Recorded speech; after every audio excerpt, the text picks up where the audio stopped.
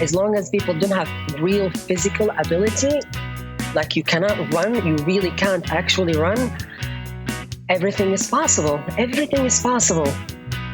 But you just how much we want it and how much are we willing to commit into the discipline and hard work and be fearless.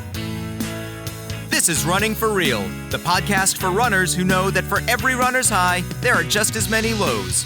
All those just missed PRs, easy runs that feel hard, injury blues, and more. Each week, we'll talk to running, health, and wellness experts about their highs, lows, and best advice to build our confidence. Running for Real is about being honest, being brave, and most of all, not feeling alone. And now here's our host, Tina Muir. Hello, my friends. Welcome to episode 228 of the Running for Real podcast. Thank you for joining me today. I appreciate you being here. It is getting close to the end of the year, and it's hard to believe that 2020 is coming to an end. Did we think it was ever end? At times I wondered, no. Hopefully 21 we can start off on a better foot and we've learned something from 2020 and can move it and use this information that we've learned throughout to grow and be better people. So it's been definitely a growth year. I am sure many of you have seen that in your own lives as well. Now today I'm excited to bring you a guest who I don't think you would have heard of before. A lot of guests that come on the podcast are people that maybe you've heard on other interviews, maybe you've heard somewhat, but I really try and dig deep and find people who are unique, who have a great story, people who are inspiring for different ways. And today I'm excited to introduce you to Alya Alghamdi. She is a woman, a track and field athlete from Saudi Arabia, grew up with 9 siblings. She had a bit of a different upbringing to most of you listening, but was able to overcome a lot in her life to get away from some things that were very dangerous to her. And now she's living her life for herself. She's trying to make an Olympic team to represent Saudi Arabia, and you'll hear about some of the big goals that she had. And it's just a real lesson here in going for your dreams, in not stopping when there are setbacks, when there are things that hold you back, particularly those things that you have no control of that just seem totally unfair. I think this episode is really going to be eye-opening in many ways with the way that you can see how you can take control of your own life, even if things appear helpless or hopeless. And I really admire Alya for what she has been able to do here. So this is a story that's going to fill you with appreciation, with inspiration, with motivation, and I hope that most of you will get behind her in this goal of her own for the future. I certainly will be. So we are going to go on to speak to Alya in just a moment, but I just want to take a quick moment to thank MetPro before we get to the episode. So thanks so much for listening. Thank you to MetPro for sponsoring this episode of the Running for Real podcast. Now, you may remember me talking about MetPro in the past, or maybe you remember hearing my episode with Angelo Poli, who is the founder of MetPro.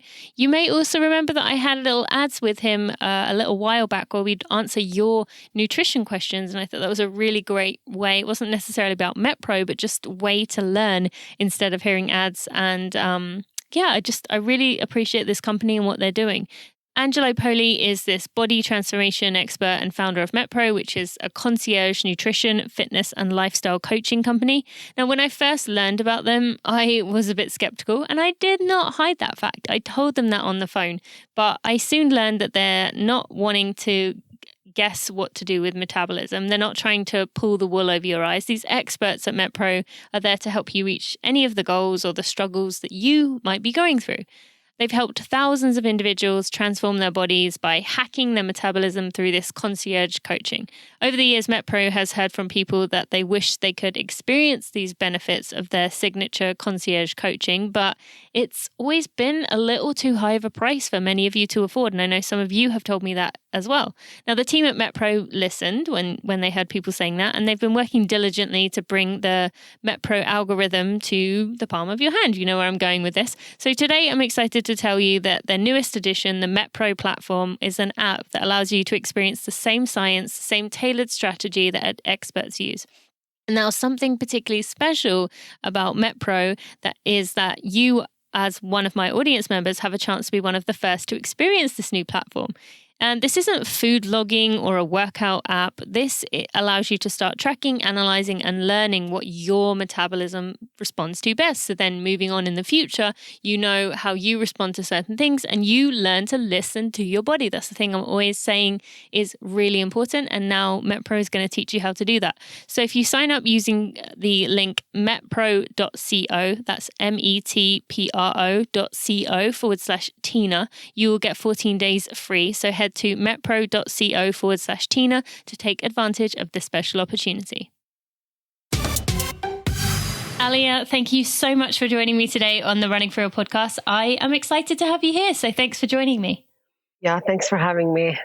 Yeah, this is going to be fun. And I have to admit, so you had your team reached out to me to send me some information on you. And usually I get a lot of those, but honestly, most of the time I just delete them straight away because I really like to seek out my podcast guests myself. But there was something about you that I just felt excited about. I felt like you were standing up for so much that I feel is so important in this world. So I'm thankful that your team did reach out to me because I'm not sure I would have come across you otherwise. And I'm just excited to get into your story. So starting with growing up in Saudi Arabia with 9 siblings, or I've read 9 and 10, so I wasn't sure which of those it was. But I want to hear about, just to kind of set the scene a bit for the rest of the episode with regards to your history. As a young girl, what were kind of some of the things that were expected of you as a young girl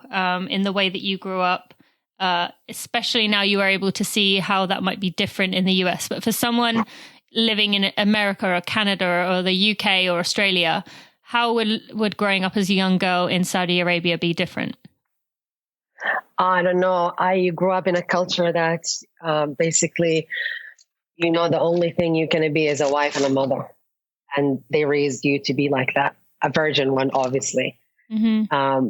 But you didn't know any difference, and everybody's doing it, and it's part of the culture. So that was the main, if I think about my whole childhood, the main thing was about it, as you are born and raised to be prepared to be a wife and a mother. There's nothing wrong with it. Mm-hmm. My mom was one, and she's the greatest, but it just, not for me.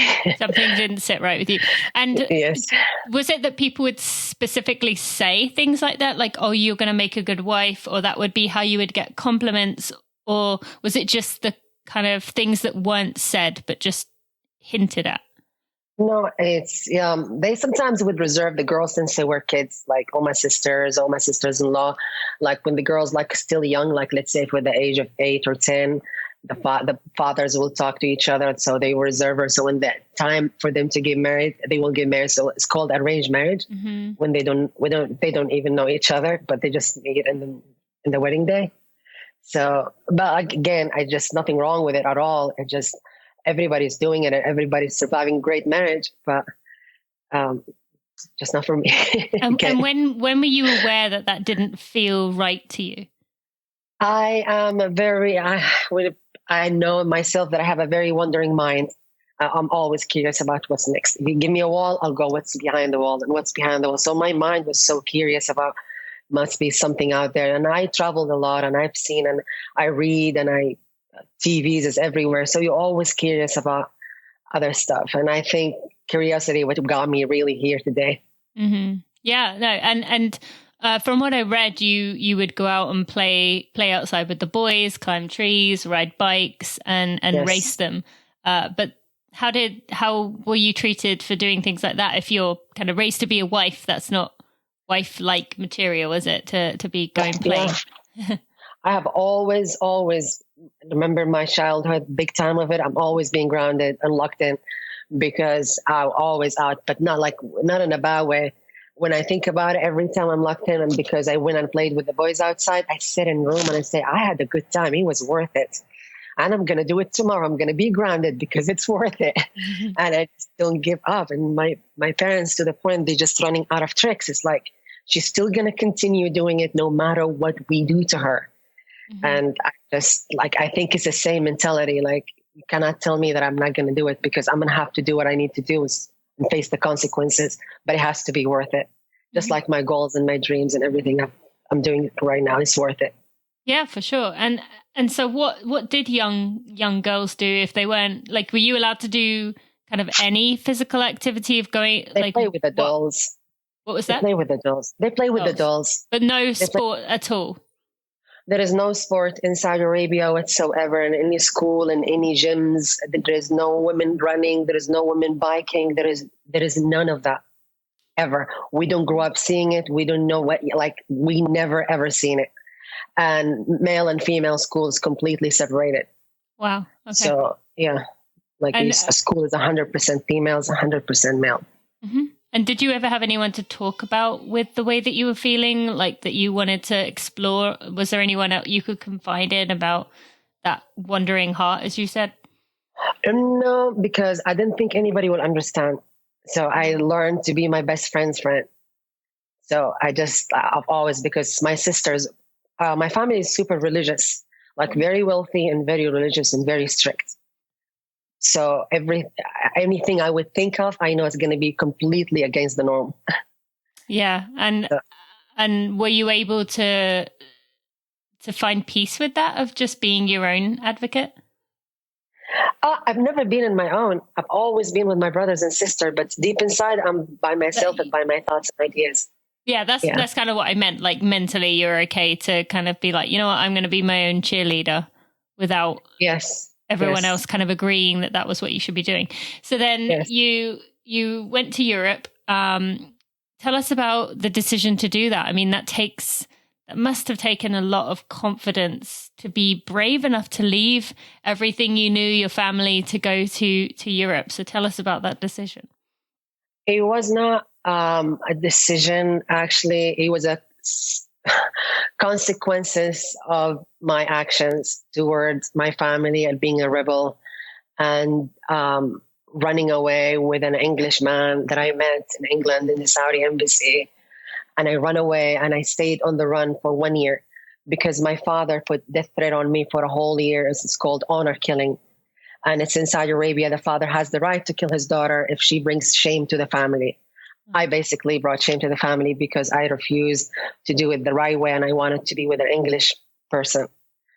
Anyway, long story short, we can get into details one day in the future. I ended up taking me back to England. And this is when I left Saudi Arabia and I become more free.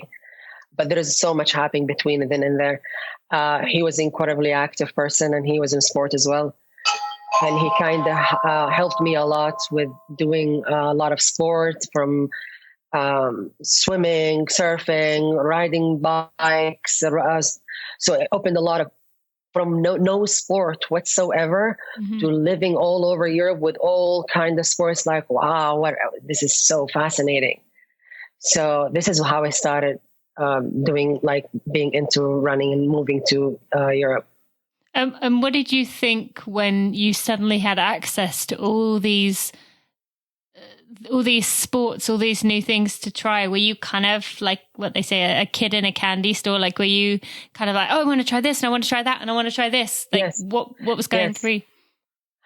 I was not able to swim because we just wouldn't swim. We have a huge swimming pool in my country, but when I was not able to swim, I got on the wave. I have pictures of me of waves and the size of the wall behind me. And if I fall, I know I would drown, but I still get in. And I learned to surf before I learned to swim. Wow. Because I was also protected. They have sometime, I was in Como when I surfed first time in England. Yep. So he was cold. So then I got into that, and I got into running long distance marathons, and I did a lot of races in Portugal and France, and I did a lot of also biking, climbing mountains, and I got to the point, of course, where I ended up going to Mount Everest. So I was just curious about the extreme of sport. Now, of course, trying to make it to the Olympics and doing everything I'm doing for Saudi Arabia. I have extreme personality, and I think sports brings that in me in a very positive way. Mm-hmm. Yeah, no, I want to dive into that in just a minute. Before we go any further, like you said about kind of fleeing, being on the run for a year, how were you able to enjoy things like that? When did you not feel like you're constantly looking over your shoulder or restless? Like, how did that weigh on you? I lived in my ex-boyfriend's house for like a year, like I said, but we were hiding because we lived inside the British embassy where Saudi Arabia is not allowed. So he literally had to put me inside a car and cover me with plastics and stuff so he can drive me in. And sometimes I have to wear like a man's baseball, or I put a mustache on so I can see the sun sometimes. But we have to cover all the windows because we don't want people to see two people in the house because they know he lived by himself. So, and at the same time, we know that my father put like a death threat on me and the government and everybody and the police, and everybody was looking for me everywhere. So, but it was like in my mind, it's like, wow, why am I skipping all this to be here in one apartment for 1 year? But I knew there was something, and I never knew I'm going to end up here today. Mm-hmm. But I knew dealing with that for a whole year and just sitting like basically in a prison, I knew there's something bigger going to come to me out of it. Mm-hmm. And I'm glad I did. And, you know, when this is, you said about the year, but does it just get to a point where they essentially give up and say, oh, you're fine? Because, I mean, you saying that about hiding, but then now you're very much out in public. So how do things shift? Is it that kind of year is the trying to find you time, and then after that it's like, you know what, let's just leave it. She's kind of time to move on. How are you safe to be out and about now? I took that year being in in my ex-boyfriend's apartment. I studied the Saudi law, and I did a lot of studying, and I found a small gap that women don't even know about it, that if the woman has the right to choose her husband if she wants to. And if he's Muslim, of course. And this arranged marriage is just a tradition, culture, but it's not a religion. Mm-hmm. So I had to find my ways to talk to my father on the phone. I said, listen, I have a right not to do this and not to do that. I haven't talked to him maybe for a year. I ended up going to the Supreme Court myself, and I present my case to him. My ex-boyfriend was already talking to the press in England, was telling them if she would go to the court, if anybody killed her, I want people to get involved and don't let people get away with it because I'm here trying to help her. So but before I go in there, I said, if anything would happen to me, there's a press release, and it's not like somebody going to get away with it. But I was fortunate. The Supreme Court was really good man, and he was in my side, and he had to bring my father and explain to him, like, this is her rights, and by religion, by law, by everything. And she does not need to be with arranged marriage or anything like that. So my father had to move his guardianship. Every man has a guardianship in woman, either a father or a husband or a brother. My father was my guardianship. I can't travel without him. I can't have education without him. I can't have anything, leave the country without his permission. So my father ended up giving that guardianship to my ex-boyfriend. So he has the right for him to be in charge of me leaving the country or getting a passport or doing all this stuff. Mm-hmm. And is that technically still the case now? Or is it you've been long enough away? If I go to Saudi Arabia today, I won't be able to exit unless my guardianship, which is my English ex-boyfriend that I haven't seen in many years, have to come and exit me. Wow. Or my brothers. Okay. Yeah. Thank you for sharing this with us. And I think this is probably going to be quite enlightening for a lot of people. I mean, I think I'd say most people hear small things here or there about how certain countries, the rules they have, but it's a totally different thing me talking to you. So thank you for enlightening me on that. And, you know, we mentioned about you getting to try lots of new sports and running being one of them.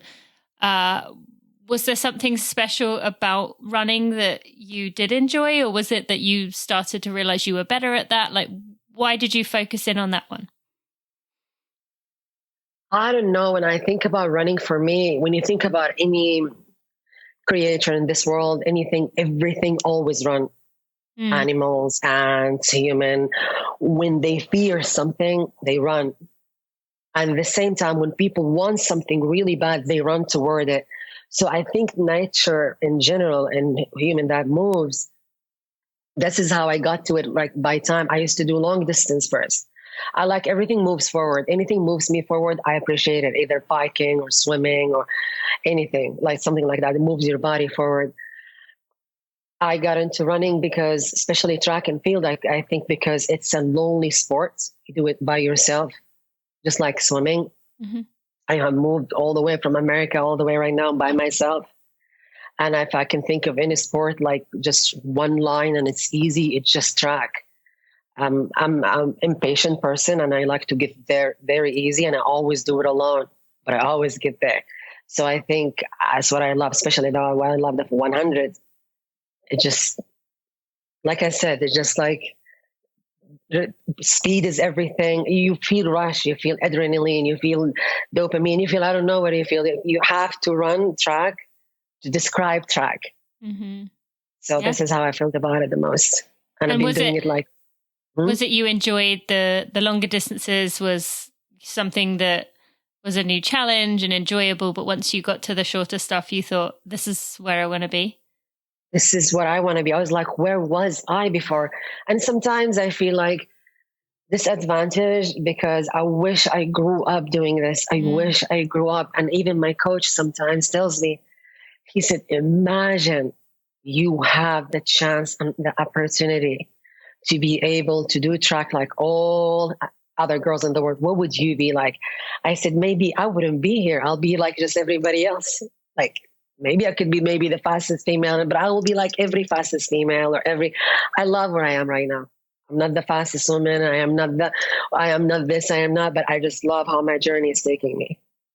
I really appreciate your approach there. And I think there's lessons in life, and I feel it has to be somewhat symbolic of what you were saying about running from and running to, and running is the sport that you do. I mean, that has to represent it in some way. Now, you were going to participate and were invited by the Saudi Arabia National Olympic Committee to be on the team in 2016. But then you didn't end up getting to participate. So tell us what happened there. Sore subject. Okay. If you're ready, I know I can ready. imagine it's how okay. much that would hurt. Everybody has a story to tell. Mm-hmm. I wasn't be able to go because I think I do not really come off as a person. Maybe I don't represent the Saudi Arabian female because I'm not covered and I am not strictly Muslim the way I'm supposed to be as a Muslim girl. And that's what was being told for me. And also the Saudi government, the Saudi Olympic Committee for Saudi Arabia, they said they would want to get some girls that they are like super early age, like from, let's say, 19 and 20s, so they can make it for the next one. I was already trained 4 years and I was ready to go. And I was supposed to get the wild card, if you know what the wild card means. I can guess, but I think it's probably better if you explain it. Wild card Olympic for the Olympic, or the countries that they cannot match the standards for the Olympic standards. Okay. They have to send female athletes from all sports. So I was supposed to go get the wild card for Saudi Arabia and represent Saudi Arabia on the Rio. As I got in, they told me that there's girls that are younger and they might be able to train and continue training. These girls haven't even been training for a year. Not even. They don't know how to set the blocks. They don't know anything about track. While I was training all over Colorado Spring, with the Olympics, Olympic Committee, the Olympic Center. I worked to train Michael Johnson. I train in the best facilities and I know my game. But at the end, they said these girls can go maybe because they are younger. We have an opportunity to train for longer time. These girls are not training anymore. They literally just went to the Olympics and they just continue. And I continued training for another 4 years, which makes it 8 years. When they delay the Olympic, now it's 9 years. So I have continued training for 9 years straight. And I think you can work on something for 4 years and people can take it away from you, but no one can take away from you what you worked on for 9 years if you're really passionate about it. First time I couldn't go, of course I was devastated. You feel like your whole life is crushed because you worked on it, you dream it, you change your lifestyle, you just become it. No social life, no nothing for 4 years. And then all of a sudden, just because rules and regulations and traditions and things like that, anybody would be upset. I was depressed for 4 months, did not go to the gym, did not touch anything. I don't want to see gym. I don't want to see anything about sport. I picked myself together. I don't know how. It's like, okay, if I can go 4 years. I had a mentor. They told me, if you can go for 4 years, you can go another 4 years. And those who told you for the first 4 years, they're never going to say no to you, but you have to continue the 4 years. I was like, wow, 4 years. I'm not sure if I can do it, but I'll start.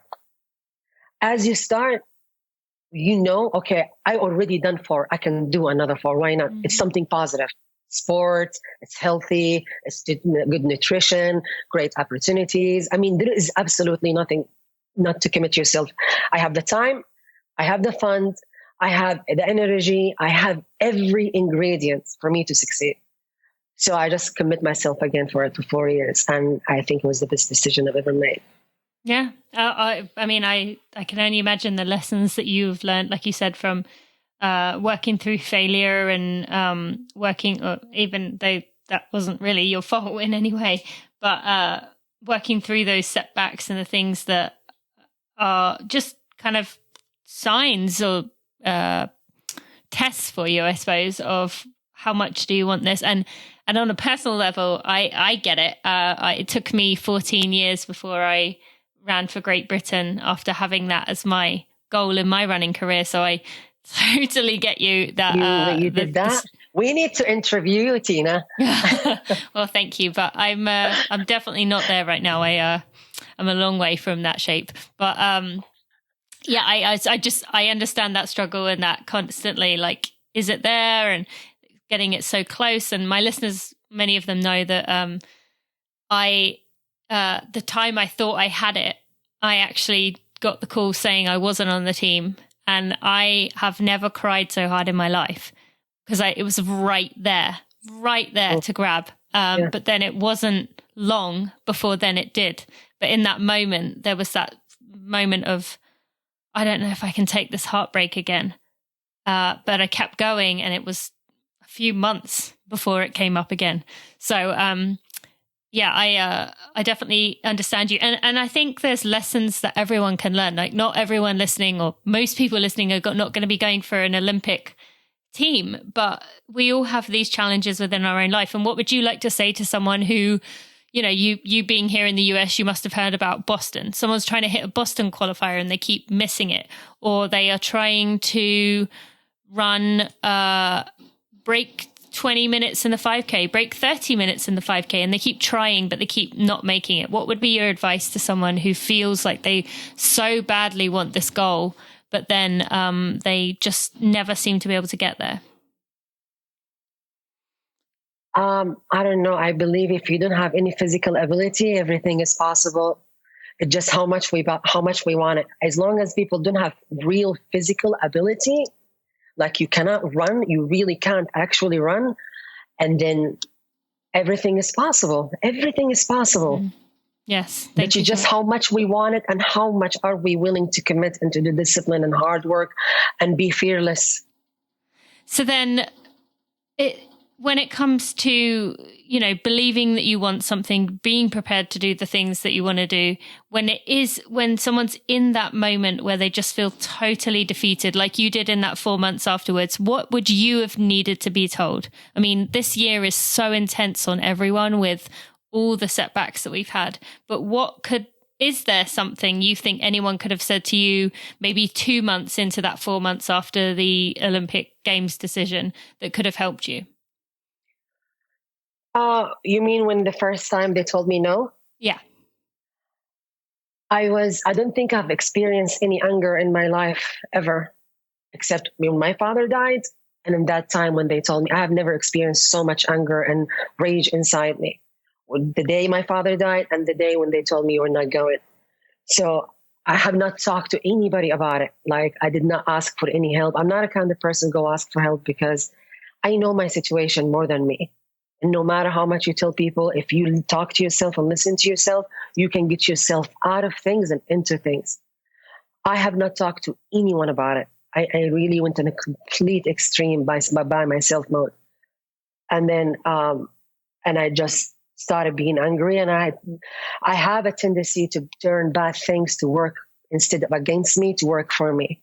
I've done that I can tell you many occasions in life. Mm-hmm. One of them, it was me when I was angry because I didn't go and I was so angry, and I learned to turn that anger put it into trying to work harder. And now I got to my points, like, I'm not only going to go to the Olympic because I worked harder for 9 years. I'm going to go break the 60-meter records, the 100-meter record, and the 200-meter records. Mm.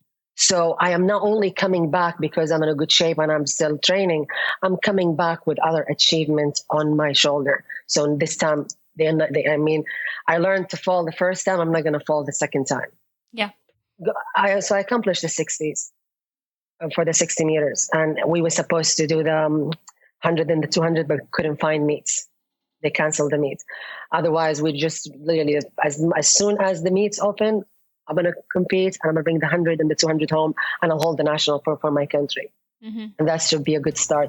I think at some point I'm going to deserve to earn a respect and be acknowledged. Thank you to Generation UCAN for sponsoring this episode of the Running for Real podcast.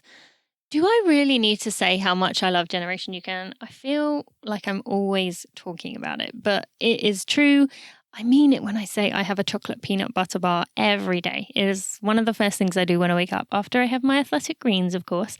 But it's one of the first things I do. I love it, and it tastes good, like actually good, not protein bar good, which I think is kind of the standard we have for a lot of things. Really does taste good.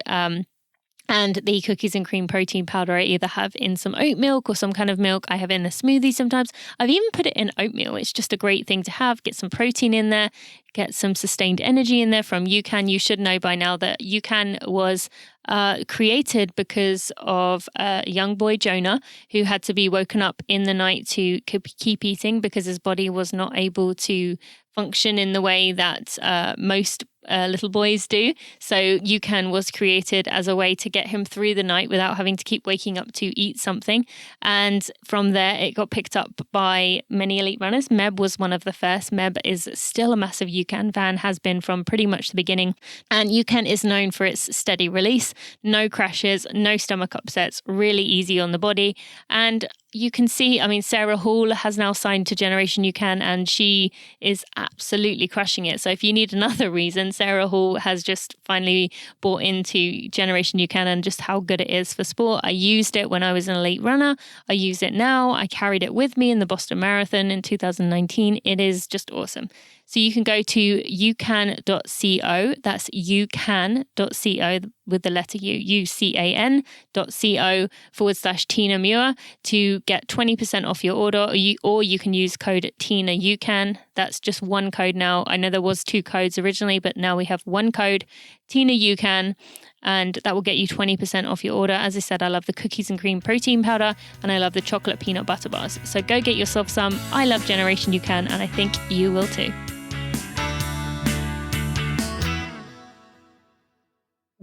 So I accomplished the 60s for the 60 meters, and we were supposed to do the 100 and the 200, but couldn't find meets. They canceled the meet. Otherwise, we just literally, as soon as the meets open, I'm going to compete and I'm going to bring the 100 and the 200 home, and I'll hold the national for my country. Mm-hmm. And that should be a good start. I think at some point I'm going to deserve to earn a respect and be acknowledged. Yeah, no, I mean, and that was back to, Britain again.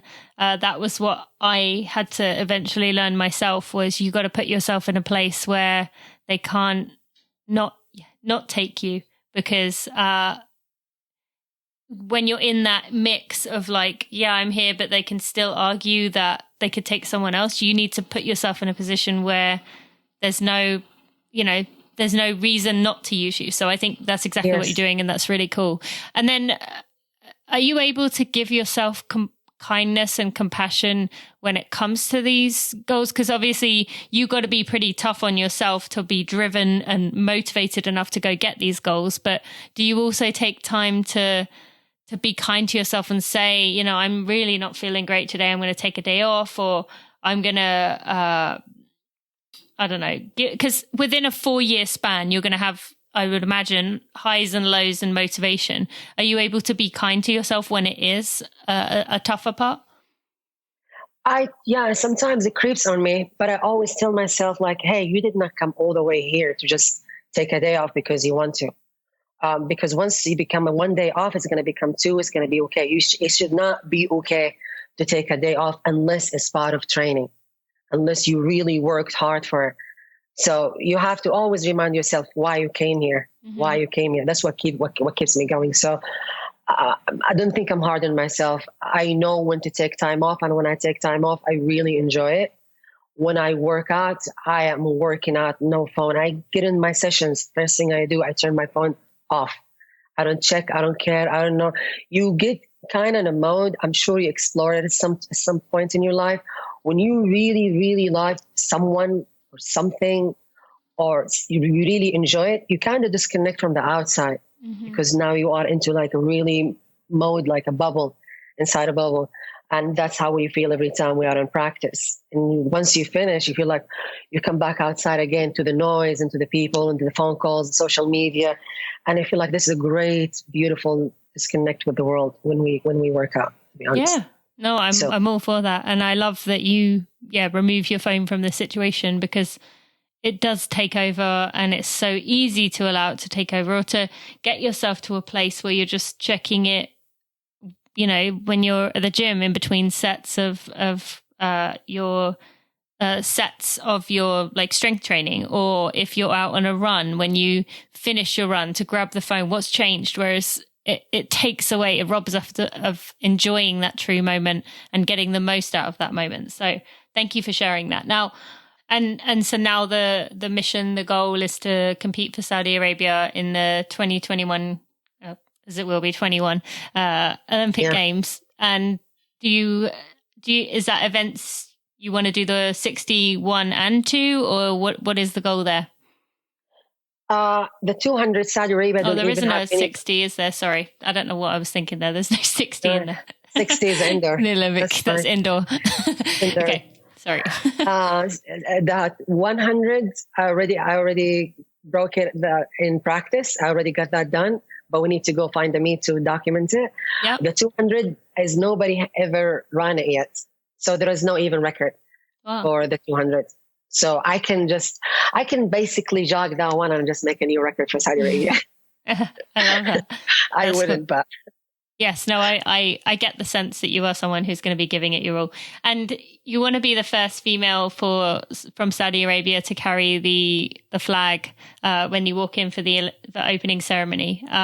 Is that a likely goal if you do qualify? No. Normally Saudi Arabia. I think. I'm not sure 100%.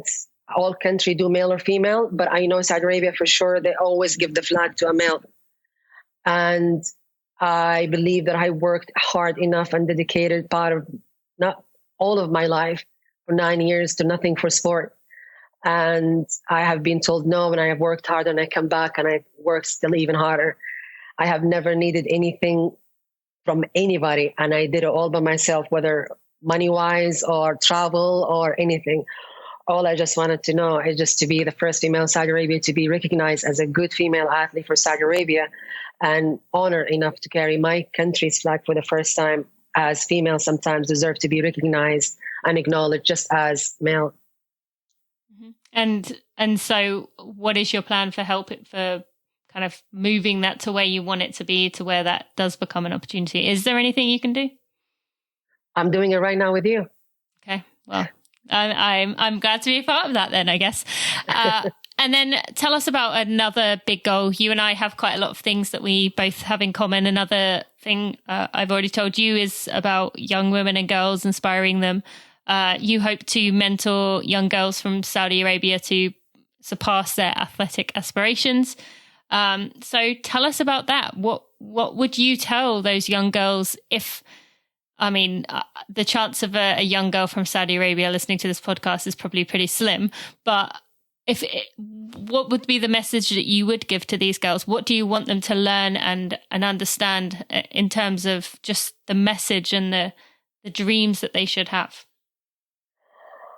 First of all, and I said this before, if I want to say anything to any girl that wants to be listening to me or anything, number one rule for me to them, don't be like me. Like really, do not be like me. It's hard to be like me. You're going to give up a lot of families and life and everything. Just Saudi Arabian girls that some of them have the fortune to be supported by family and the family will agree with it. I don't have that. I believe if I want to tell them something, that I want to start something to inspire all the girls, not only from Saudi Arabia, but from all over the world, that even despite that we don't have sport, we don't have the right to play sport or being exposed to sport in any way, like anywhere in the world, I still made my way all the way to the extreme to go all the way and compete and meet the best athletes in the world and be in places. And because one thing, I've been to the greatest places that people dream to be. Only thing led me there is my sport. I have met the greatest people love and dream to be. And the only thing led me there is my sport. But here's the thing, sport, if you give it everything, you will get back everything. Everything in life, sports or your job or education. Once you give everything to something, you'll give everything back. I believe that the girls in Saudi Arabia, everybody has a different story. I can never draw map. I don't want anybody. I really cannot give an advice. I cannot say do or don't do. I really can't. I just sit here and I say how I do it. Everybody will listen to a story and will find a way to be inspired one way or the other. But there is no bullet points. Do this, don't do that. It doesn't exist. No one ever told me how to do it. I've never had an idol. I've never had a mentor. I've never looked up to anybody. Until today, I'm not looking up to anybody. You just learn to just guide yourself by yourself and know everybody is different. Everybody have a path. Everybody is born with a gift. If you find it, you're just lucky, but you just have to be fearless. Hi friends, time to shout out our Black-owned business of the week. I am excited to introduce you to Alya, which is a wonderful website to go check out to make sure that you are doing the right thing with the products that you are purchasing. They are this social enterprise on a mission to invest in a more equitable future. Together, they're cultivating beauty and equality and empowerment in West Africa and all around the globe. They aim to alleviate poverty and advance gender equality through their projects, through the things that they sell. They are built on this fair trade philosophy that is defined by paying a fair local wage or price, offering equal employment opportunities, engaging in environmentally sustainable practices, providing healthy and safe working conditions, being open to public accountability, and reducing the number of middlemen from supplier to consumer. They have a ton of products on there, primarily body products. So you have body washes, lotions, deodorants. There's face products, hair products, babies and kids products, and lifestyle products, which I absolutely love looking at, like hand-woven baskets. And they have a few supplements on there as well. There's just plenty of things that you can go check out. You can go just make sure that your money is going to a place that you know is going to be helping people as well as looking after yourself. They also do have free shipping for orders over 50. So that's another little benefit that we will love to have. And I'm just really excited for them. So you can go to alaffia.com, alaffia.com, Alafia, I think that's how it is pronounced. And I would love for you to check it out. I just love looking at the images of the people working and the joy that they are getting from creating products that are good for us, but also good for others too. So go check it out at alaffia.com. I've never had a mentor. I've never looked up to anybody. Until today, I'm not looking up to anybody. You just learn to just guide yourself by yourself and know everybody is different. Everybody have a path. Everybody is born with a gift. If you find it, you're just lucky, but you just have to be fearless. And you said there about not having mentors or idols or people to look up to, and just trusting within yourself. If someone is thinking, I hear what you're saying about trusting myself, that I know the answers. I hear it over and over again, but I don't know what that voice sounds like for me. I don't know how to do that. Do you have any advice on that? I don't know how to do it, to be honest. It's like someone has been walking their whole life. If somebody explained, can you show someone how to walk? Can you show someone? It's like something you do it every day, and he was born. I think this is who I am since I was a kid. I'm always into myself, for myself, by myself, with myself. Even though I move with the crowd, I'm always the crowd, but I don't talk to anybody about my problems, and I don't ask for advice, and I don't ask for help. I don't ask, hey, what do you think? Can I wear this? Or what do you think about this? I'm a person on my own. Yeah. And that's why I love track, because you are by your own. Yeah, I love that. And I think all of us could take some elements of that and put it in our own lives. Now, finally, I don't know if you, related to what you just said, if you will have advice for this, but for someone who is in some kind of living in some kind of bad situation that they knew wasn't good for them, but they didn't want to either hurt people around them or didn't want to make waves or upset people. And so they right now are keep staying in this bad situation. What would you say? Okay, because they want to stay in bad situation for other people's. I have learned in my life, like, so funny, because I was thinking about this today. If you want to be successful, you have to be selfish. And it's the truth. If you want to be successful and you want to be where you want to achieve in life, you have to be 100%, if not, sorry, but it's the truth, selfish. I myself being very selfish, doing what I'm doing, because I'm leaving my mom in Saudi Arabia. She's calling me every day crying, when are you coming back? I haven't seen you. I want to see you before I die. I'm selfish because I love you, Mom, but I still want to do this. And there's a lot of stuff that you give up in life because you're selfish. You give up relationships. You give up that relationship could have worked for future and stuff. So you have to be selfish. If you want to succeed, you have to be selfish. And also, you were saying about, so this is the only way. If people are going to they live their life for other people, or they're going to live their life for themselves. Mm-hmm. So it's up to the decision is up to the person to decide how much they want to be living the dream or pleasing others. Which one comes first? Yeah, no, you're absolutely right. Thank you for that. Okay, so the last thing I want to ask you about is you just did this amazing thing to help people who have been incarcerated. And I just think it's just such a special thing that needs to be mentioned. So I'd love to tell the audience, have you tell them about the copies of David Meltzer's book that you recently donated, because it's just such a kind, generous thing to do that could impact people in ways we could never imagine. So tell us about that. Well, I love to read more than anything else. I don't watch TV, and I just either read or watch documentaries, and I'm very crazy about reading. I read this book. It's called Connected to Goodness by David Meltzer. And I purchased it and maybe read it 3-4 times. And I felt like, okay, I need people to know about that. I started recommending it to a lot of my friends, and a lot of my friends started reading it. And I promise this is not like a commercial for David Meltzer or anything. It's just a great book that I really appreciate and really love. And I went and I bought 300 copies of the book, put it in the side, think about it, where to buy. I mean, where can I donate them somewhere else? I sat there for a while and I thought about it for a minute. It's like, maybe I can donate them to people in the nursing home. But then I thought, these people like it are older and they are end of their life. They don't want to learn about how to deal with life and how to be sociable, all the things that we need for everyday life. And then after a while, I thought about maybe kids in hospitals. These kids in hospitals, some kids, they don't even have family or visitors, and they are there sick by themselves. Then I thought the book wouldn't be interested for them.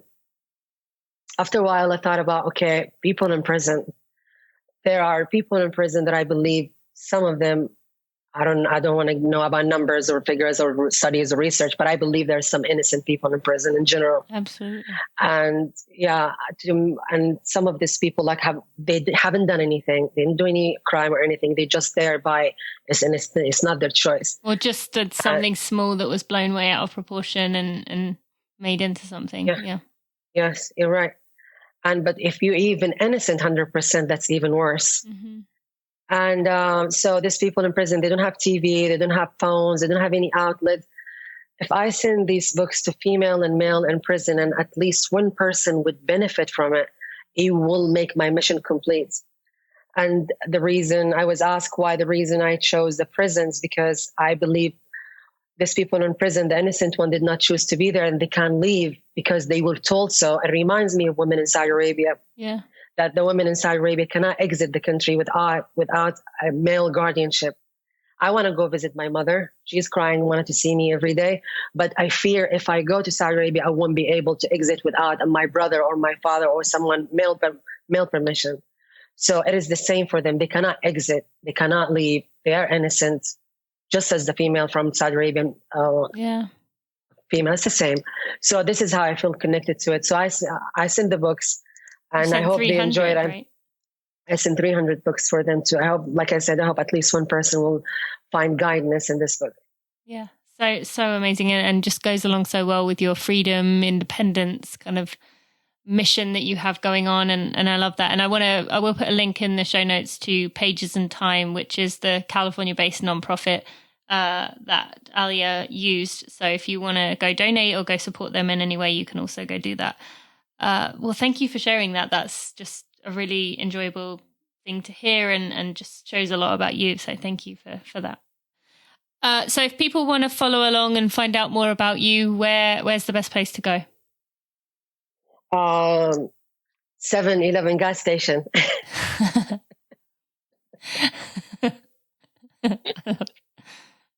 Sorry, I have to laugh at some point. I cannot be serious the entire time. No, I'm all for that. One day I'm going to learn to make interviews like this when I can pull Alya's personality to make the interview even more crazy and fun. You're already making it interesting enough. I don't think you need any more. You're just doing well as you are. You go Instagram, only Alya, _Alya, ALYA. Thank you. And my last name. Yeah. And we would love to support you in this goal. So you're mostly sharing your journey on social media, but is there anything else you would like to tell the listeners about this journey that you're on? I would wish everybody a good luck, because life to me, it seems like we thrown in this crazy life and we've been told deal with it. Mm-hmm. So I hope everybody find a way to deal with their life. Let's hope so. All right. Well, Alya, thank you so much for sharing your journey, for being honest with us, for paving the way for other women. We appreciate you and wish you all the best. We hope to see you competing in 2021. Hope to see you in that opening ceremony holding that flag. Oh, I hope so too. Thank you so much, Tina. Nice talking to you. Before we end this episode, I just want to take a moment to shout out my podcast editor, Jeremy Nessel, who has done such a wonderful job of looking after my podcast, taking out all the mishaps in the episodes, while still keeping in the vulnerability and the realness and the rawness of the conversation. This is not one of those podcasts where I take out the ums and the ers and the sometimes the delay in words, because I think it's very important to keep that authenticity. We're surrounded by perfected and manicured everything, and I think it's really important that Running for Real stays that way. So thank you to Jeremy for your work. I also want to thank Maria Vargas and Amber Moore, who are also part of my team. They've been a big part of this community and me being able to build this brand. So just want to give them a shout out too. All right, let's get right back to the end of this episode. Thank you to Alya for speaking to me today on the Running for Real podcast. I enjoyed hearing her story, although it's something that I think many of us may not have even considered. I mean, hopefully it gives you some gratitude for your own life, the situation that you were born into, that you didn't have to go through some of the things that Alya has. And I really admire her for the decisions she'd made and how she has been able to take charge of her life, set these big goals that she wants to do, and she's working towards them. So thank you to her for coming on the show. I hope you enjoyed that episode. Just want to let you know about our sponsors for the day. Just to remind you, MetPro, you can get 14 days free of their platform by going to metpro.co/Tina. That is 14 days free. And you can use code Tina UCAN for 20% off your order. I know in the past I have been mentioning about 2 different codes. We just have one code, 20% off for everyone. You can use code Tina UCAN to get 20% off at ucan.co. That's ucan.co, or you can go to ucan.co/Tina Muir and it will put that code in there automatically for you. You can get links to both of those in the show notes, as well as going to check out the Black-owned business, going to check out the links that Alya mentioned, and just anything else that we've talked about in this episode today. Thank you so much for listening. And if you missed the episode on Monday with Dave Hollis, that one was such a good one. What an inspirational person he is. If you need a kick of motivation, if you need a reason to appreciate running, that is going to be the one for you. So be sure to go check that one out if you did not. Episode on Monday with Dave Hollis. That was episode 227. Thank you so much for listening. I'll see you next week. Thanks for listening to the Running for Real podcast. Be sure to check out tinamuir.com for show notes and even more helpful running information.